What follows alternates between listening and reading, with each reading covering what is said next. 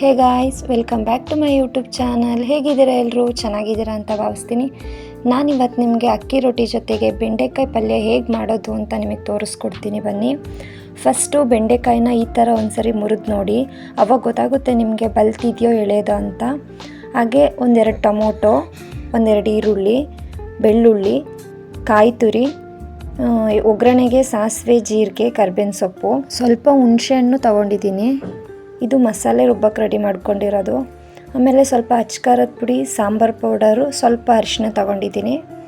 ನಾನು ಬೆಂಡೆಕಾಯಿ ಪಲ್ಯನ ಹೇಗೆ ಮಾಡ್ತೀನಿ ನಮ್ಮ ಮನೇಲಿ ಅಂತ ನಿಮಗೆ ತೋರಿಸ್ಕೊಡ್ತಿರೋದು. ಫಸ್ಟು ಬೆಂಡೆಕಾಯಿನ ನಿಮ್ಗೆ ಯಾವ ಸೈಜಿಗೆ ಬೇಕು ಆ ಸೈಜಿಗೆ ಕಟ್ ಮಾಡ್ಕೊಳ್ಳಿ. ಎಲ್ಲನೂ ಕಟ್ ಮಾಡಿ ರೆಡಿ ಮಾಡಿ ಇಟ್ಕೊಂಡಿದ್ದೀನಿ ನೋಡಿ. ನೀವು ಕಟ್ ಮಾಡ್ಕೋಬೇಕಾದ್ರೆ ಚಾಕುಗೆ ಸ್ವಲ್ಪ ಎಣ್ಣೆನ ಹಚ್ಬಿಟ್ಟು ಬೆಂಡೆಕಾಯಿ ಕಟ್ ಮಾಡ್ಕೊಳ್ಳಿ. ಆವಾಗ ಲೋಳೆ ಲೋಳೆ ಥರ ಅಂಟ್ಕೊಳ್ಳೋದೆಲ್ಲ ಆಗೋಲ್ಲ. ಫಸ್ಟು ಬೆಂಡೆಕಾಯಿನ ಚೆನ್ನಾಗಿ ಫ್ರೈ ಮಾಡ್ಕೋಬೇಕು. ಮೊದಲು ಒಂದು ಬಾಣಲಿಗೆ ಸ್ವಲ್ಪ ಆಯಿಲ್ ಹಾಕಿ ಬೆಂಡೆಕಾಯಿನ ಹಾಕಿ ಚೆನ್ನಾಗಿ ಫ್ರೈ ಮಾಡ್ಕೊಳ್ಳಿ. ಏನಿಲ್ಲ ಅಂದ್ರೂ 5ರಿಂದ 10 ನಿಮಿಷನಾದರೂ ಫ್ರೈ ಮಾಡ್ಕೋಬೇಕು. ಇಲ್ಲ ಅಂದರೆ ಪಲ್ಯ ಏನಾಗುತ್ತೆ ಅಂದರೆ ಲೋಳೆ ಥರ ಬಂದ್ಬಿಡುತ್ತೆ, ಅವಾಗ ತಿನ್ನೋರ್ಗೂ ಇಷ್ಟ ಆಗೋಲ್ಲ. ಸ್ವಲ್ಪ ಆಯಿಲ್ ಜಾಸ್ತಿನೇ ಹಾಕ್ಕೊಂಡು ಫ್ರೈ ಮಾಡೋದ್ರಿಂದ ಆ ಥರ ಲೋಳೆ ಥರ ಏನೂ ಬರೋಲ್ಲ. ಬೆಂಡೆಕಾಯಿ ಪಲ್ಯ ಚೆನ್ನಾಗಿ ಬರಬೇಕು ಅಂದರೆ ಅದನ್ನು ಚೆನ್ನಾಗಿ ಫ್ರೈ ಮಾಡ್ಕೋಬೇಕು. ಸ್ವಲ್ಪ ಫ್ರೈ ಮಾಡ್ಕೊಂಡು ಬೇಗ ಮಾಡಿ ತೆಗ್ದಿಟ್ಬಿಡೋಣ ಅಂದರೆ ಆಗೋಲ್ಲ, ಚೆನ್ನಾಗಿ ಬರೋಲ್ಲ ಆವಾಗ. ನಾನೇನಿಲ್ಲ ಅಂದ್ರೂ 5ರಿಂದ 10 ನಿಮಿಷದವರೆಗೂ ಫ್ರೈ ಮಾಡ್ಕೊತೀನಿ. ಹಾಗೆ ಸ್ವಲ್ಪ ಉಪ್ಪನ್ನು ಆ್ಯಡ್ ಮಾಡಿಬಿಟ್ಟೆ ಫ್ರೈ ಮಾಡ್ಕೊತೀನಿ. ನೋಡಿ, ಕಲರ್ ಚೇಂಜ್ ಆಯಿತು ಬೆಂಡೆಕಾಯ್ದು. ಈ ಬೆಂಡೆಕಾಯಿ ಪಲ್ಯ ರೊಟ್ಟಿ, ಚಪಾತಿ, ದೋಸೆ, ಇಡ್ಲಿ ಎಲ್ಲದ್ರ ಜೊತೆಗೂ ಚೆನ್ನಾಗಾಗುತ್ತೆ. ನೋಡಿ, ಈ ಥರ ಫುಲ್ ಫ್ರೈ ಮಾಡಿಕೊಂಡು ತೆಗ್ದಿಟ್ಕೊಂಡಿದ್ದೀನಿ ನಾನು ಯಾವಾಗಲೂ ಮಸಾಲೆನ ಫಸ್ಟು ಫ್ರೈ ಮಾಡ್ಕೊಂಡು ಆಮೇಲೆ ರುಬ್ಕೊಳ್ಳೋದು. ಬೇಕಾದರೆ ನೀವು ಹಾಗೆ ರುಬ್ಕೊಂಡು ಆಮೇಲೆ ಫ್ರೈ ಮಾಡ್ಕೋಬೋದು ಒಟ್ಟಿಗೆ. ಇಲ್ಲಿ ಸ್ವಲ್ಪ ಟೊಮ್ಯಾಟೊ, ಈರುಳ್ಳಿ ಎಲ್ಲ ಮಸಾಲೆ ಐಟಮ್ಸ್ಗಳನ್ನ ಹಾಕ್ಬಿಟ್ಟು ಫ್ರೈ ಮಾಡ್ಕೊತೀನಿ ನಾನು. ಅದು ಚೆನ್ನಾಗಿ ಫ್ರೈ ಮಾಡ್ಕೊಂಡು ಈ ಥರ ಪಲ್ಯ ಮಾಡೋದ್ರಿಂದ ಪಲ್ಯ ಇನ್ನೂ ಟೇಸ್ಟಿಯಾಗಿ ಬರುತ್ತೆ. ಈರುಳ್ಳಿ, ಕಾಯಿ ಪೀಸ್ ಹಾಕ್ಕೊತಿದ್ದೀನಿ. ಸ್ವಲ್ಪ ಕರ್ಬೇವಿನ ಸೊಪ್ಪು, ಸ್ವಲ್ಪ ಜೀರಿಗೆ ಎಲ್ಲನೂ ಹಾಕ್ಕೊಂಡು ಚೆನ್ನಾಗಿ ಫ್ರೈ ಮಾಡ್ಕೊತಿದ್ದೀನಿ. ನಾನು ಬೆಳ್ಳುಳ್ಳಿ ಹಾಕೋದು ಮರ್ತುಬಿಟ್ಟಿದ್ದೆ, ಇವಾಗ ಬೆಳ್ಳುಳ್ಳಿನೂ ಆ್ಯಡ್ ಮಾಡ್ಕೊತೀನಿ. ಎಲ್ಲನೂ ಚೆನ್ನಾಗಿ ಈ ಥರ ಹುರಿದ್ಬಿಟ್ಟು ರುಬ್ಬೋದ್ರಿಂದ ಚೆನ್ನಾಗಿರುತ್ತೆ ಟೇಸ್ಟು. ನಾನು ಯಾವಾಗಲೂ ಸಾಂಬಾರ್ಗಾಗಲಿ ಪಲ್ಯಗಾಗಲಿ ಹಿಂಗೆ ಫಸ್ಟೇ ಫ್ರೈ ಮಾಡ್ಕೊಬಿಡ್ತೀನಿ. ಲಾಸ್ಟು ಕೊನೆಯದಾಗಿ ಕೊತ್ತಂಬರಿ ಸೊಪ್ಪು ಹಾಕ್ಬಿಟ್ಟು ಹುರ್ಕೊಳ್ಳಿ. ಇದು ಕಂಪ್ಲೀಟ್ ತಣ್ಣಗಾಗಬೇಕು. ಬಿಸಿ ಇದ್ದಾಗಲೇ ಜಾರಲ್ಲಿ ರುಬ್ಬಕ್ಕೆ ಹೋಗಬೇಡಿ. ಫುಲ್ ತಣ್ಣಗಾದ ತಕ್ಷಣವೇ ಮಿಕ್ಸಿ ಜಾರ್ಗೆ ಹಾಕ್ಬಿಟ್ಟು ನುಣ್ಣಗೆ ರುಬ್ಕೊಳ್ಳಿ. ಇದನ್ನು ಮಾಡೋಕ್ಕೆ ಸ್ವಲ್ಪ ಟೈಮ್ ಹಿಡಿಯುತ್ತೆ, ಬಟ್ ಆದರೂ ರುಚಿ ಮಾತ್ರ ತುಂಬ ಚೆನ್ನಾಗಿರುತ್ತೆ. ಲಾಸ್ಟಿಗೆ ಇಲ್ಲಿ ಅದು ಹುರಿದಿದ್ದೆಲ್ಲ ಹಾಕ್ಕೊಂಡ ತಕ್ಷಣ ನಾವು ಇಟ್ಕೊಂಡಿದ್ದು ಮಸಾಲೆ ಎಲ್ಲನೂ ಹಾಕಿ, ಸಾಂಬಾರು ಪೌಡರು, ಖಾರದ ಪುಡಿ, ಸ್ವಲ್ಪ ಅರಿಶಿಣ ಎಲ್ಲನೂ ಹಾಕ್ಕೊಂಡು ಚೆನ್ನಾಗಿ ನುಣ್ಣಗೆ ರುಬ್ಕೊಳ್ಳಿ.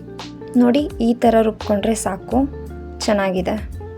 ಲಾಸ್ಟ್ ಮತ್ತೆ ಒಗ್ಗರಣೆ ಕೊಡೋಕ್ಕೆ ಒಂದು ಪಾತ್ರೆ ಇಟ್ಕೊಂಡು ಅದಕ್ಕೆ ಸ್ವಲ್ಪ ಆಯಿಲ್ ಹಾಕ್ಕೊಂಡು, ಆಯಿಲ್ ಬಿಸಿ ಆದ ತಕ್ಷಣ ಸಾಸಿವೆ ಹಾಕಿ, ಸಾಸಿವೆ ಚಟಪಟ ಅಂತ ಸಿಡಿದ ತಕ್ಷಣವೇ ಕರ್ಬೇವಿನ ಸೊಪ್ಪು, ಈರುಳ್ಳಿ, ನಾನು ಸ್ವಲ್ಪ ಟೊಮೊಟೊನ ಉಳಿಸ್ಕೊಂಡಿದ್ದೆ ಒಗ್ಗರಣೆಗೆ ಹಾಕಬೇಕು ಅಂತ, ಆ ಟೊಮೊಟೊನ ಆ್ಯಡ್ ಮಾಡಿ ಚೆನ್ನಾಗಿ ಫ್ರೈ ಮಾಡ್ಕೊಳ್ಳಿ.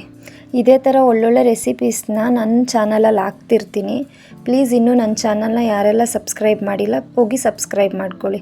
ಹಾಗೆ ನಿಮ್ಮ ಫ್ಯಾಮಿಲಿ ಫ್ರೆಂಡ್ಸ್ಗೂ ಶೇರ್ ಮಾಡಿ. ಈ ಬೆಂಡೆಕಾಯಿ ತಿನ್ನೋದ್ರಿಂದ ವಿಟಮಿನ್ ಸಿ ಸಿಗುತ್ತೆ ಮತ್ತು ಇದರಲ್ಲಿ ಒಳ್ಳೆಯ ಫೈಬರ್ ಅಂಶಗಳಿಂದ ಕೂಡಿರುತ್ತೆ.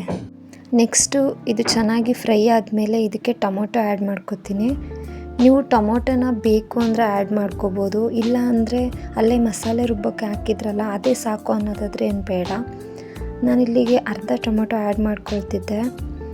ಅದಾದಮೇಲೆ ಟೊಮೊಟೊ ಎಲ್ಲ ಫ್ರೈ ಆದಮೇಲೆ ಚೆನ್ನಾಗಿ ಮಿಕ್ಸಿ ಮಾಡಿ ಇಟ್ಕೊಂಡಿದ್ವಲ್ಲ ಆ ಪೇಸ್ಟ್ನ ಆ್ಯಡ್ ಮಾಡ್ತಿದ್ದೀನಿ. ಅದು ಚೆನ್ನಾಗಿ ಕುದಿ ಬಂದ ತಕ್ಷಣ ಅದೇ ಮಿಕ್ಸಿ ಜಾರ್ಗೆ ಸ್ವಲ್ಪ ನೀರು ಹಾಕಿ ಮತ್ತೆ ಅದಕ್ಕೆ ಹಾಕ್ಕೊತಿದ್ದೀನಿ.